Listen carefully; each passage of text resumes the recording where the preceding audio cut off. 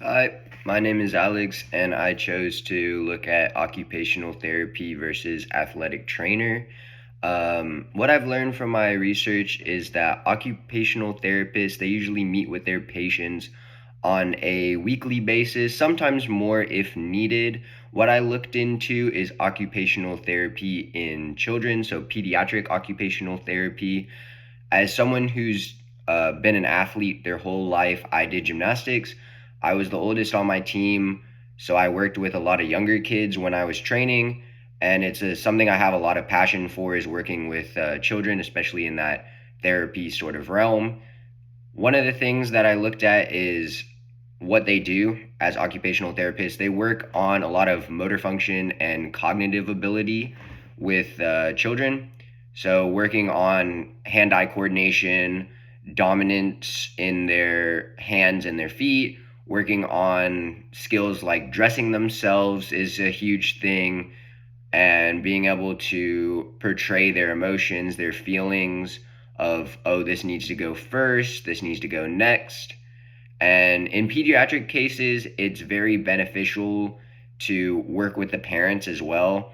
Tell the parents, this is what we worked on today, this is what you can do at home to help you.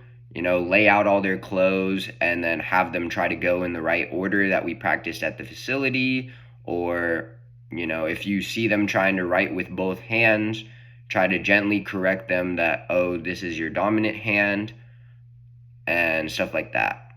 So from my research, a lot of occupational therapists they kind of need their master's degree, and you must also be certified through a national occupational therapy certification exam.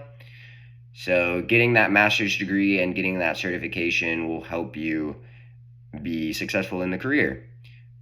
The pay is a range. On the lower percentile, it's around 85,000, and on the higher percentile, it's around 120,000. And the key skill that I saw is patience. In a lot of the videos that I watched, they talk about how it's not a 45-minute process, it's a long journey. So having the patience to keep working with a kid, even though maybe across the whole month you don't see any progress, knowing that there might be underlying progress, it might be helping them a lot with their confidence. Just be patient and trust in your training, trust in what you're doing is correct, and get to that next step. On the other hand, I looked at athletic training, and athletic training involves a lot of movement and a lot of knowledge in the athletes, being able to cater a program that's fit to the needs without straining your athletes, and also looking at your injured athletes and creating a program to get them up and running and 100% healthy. And this can be for a team that's 10 to almost 200 athletes on the higher end, whether that's like NFL, NBA teams. You're responsible for planning workouts that optimize the functionality of your team and rehabbing back your injured athletes to 100%.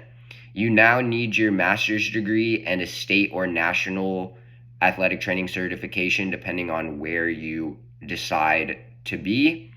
The median salary is kind of low on this one, which was shocking to me. It was 55,000, and your key skills are intensity and just a knowledge of the sport you enter. So for me, as someone that did gymnastics, I would hope to be an athletic trainer in gymnastics and not in like football where I wouldn't know as much but could learn.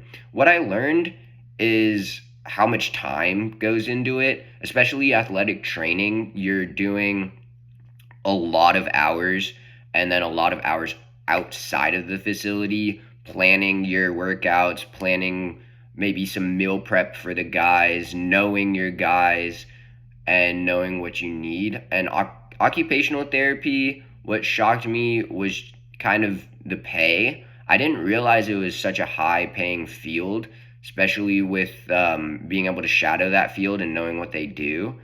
And I think personally for me, I would want to go into occupational because of I want to work with kids. So being able to work with kids on a day-to-day basis and see their growth, see their achievement, and see the life come back in their day-to-day tasks would be awesome. And the concentration that I would focus on is exercise and movement science, I believe, for that occupational and athletic training sort of speciality going into cognitive function.